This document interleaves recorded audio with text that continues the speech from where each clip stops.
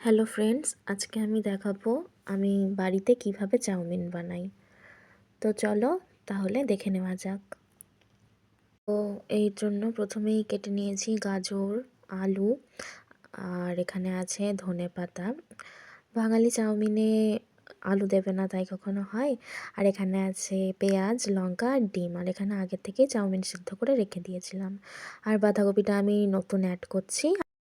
তো এরপর কড়াইয়ে অল্প করে তেল দিয়ে পেঁয়াজ লঙ্কাটা হালকা করে আগে ভেজে নেব।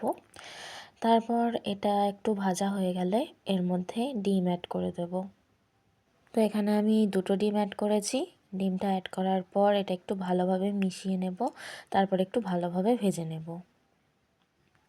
তো আমার ভাজা হয়ে গেছে, এরপর এটাকে নামিয়ে দেব।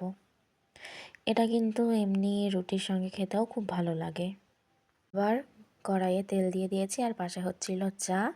তেলটা গরম হয়ে গেলে এরপর একে একে দিয়ে দেব গাজর তো আর আলু। গাজর আর আলু একটু ভালোভাবে ভাজা হয়ে গেলে এরপর অ্যাড করে দিচ্ছি বাঁধাকপি। এটা আগের থেকে নুন দিয়ে ম্যারিনেট করা ছিল, আর জলটা একদম চেপে চেপে দিতে হবে যেন জল না যায়।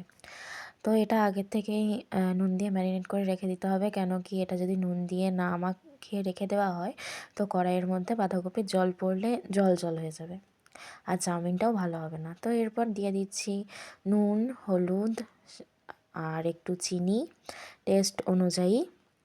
তো এবার এটা ভালোভাবে ভাজা হয়ে গেছে। এর মধ্যে এবার সেই আগের থেকে ভেজে রাখা ডিমের ভুজিয়াটা দিয়ে দেব। তো এরপর একটু ভালোভাবে আবার মিশিয়ে নেব। ভালোভাবে মেশানো হয়ে গেলে এবার আমি আগে থেকে সিদ্ধ করে রাখা চাউমিনটা দিয়ে দিলাম। তো চাউমিনটা দিয়েও ভালোভাবে কিন্তু মিশিয়ে নিতে হবে। তো আমি এখানে হলুদ অ্যাড করেছি কারণ আমার সাদা সাদা চাউমিন একটুও ভালো লাগে না। আর শেষে নামানোর সময় দিয়ে দিলাম একটু ধনেপাতা। আর এর মধ্যে আমি সয়া সসও অ্যাড করেছিলাম, যেটা আমি দেখাতে ভুলে গেছি। তো নামানোর সময় কিন্তু চাউমিন মশলা দিলেও খুব ভালো লাগে খেতে, টেস্টটা একটু অন্যরকম হয়। তো এই তো আমার চাউমিন হয়ে গেছে, লাস্টে দেখতে ঠিক এইরকম হয়েছে। জানিও তোমরা কেমন হয়েছে।